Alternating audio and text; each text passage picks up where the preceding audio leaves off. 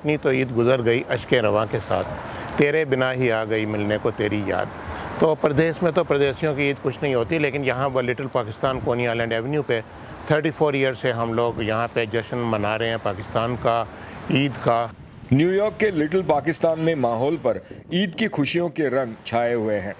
नए कपड़े और मिठाइयों से लेकर ज्वेलरी तक लोगों की हॉलिडे शॉपिंग से बिजनेस में तेजी आई है।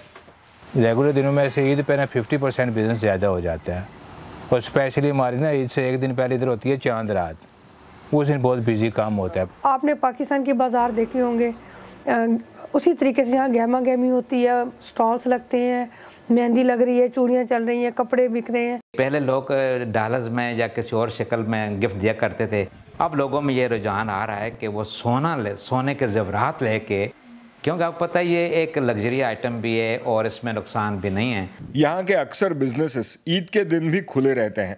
जब से हमने बिजनेस किया है, हम ईद घर में नहीं मनाते, सिर्फ दुकान पे लोगों की खुशियों में शरीक होते हैं।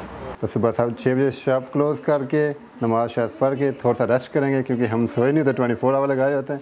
अपने मुल्क से दूर भले ही हों, लेकिन लिटिल पाकिस्तान में रहने वाले पाकिस्तानियों में ईद का जोश और जज्बा ठीक उसी तरह होता है जैसे कि पाकिस्तान में। न्यू जर्सी जाएंगे, उधर एक अपना पाकिस्तानी रेस्टोरेंट है शाहनवाज, वहाँ हम लोग जाएंगे तो वहाँ अच्छा रहेगा, सारी फैमिली एंजॉयमेंट होती है। फिर उसके बाद हम लोग मूवी में जाएंगे, मूवी देखेंगे।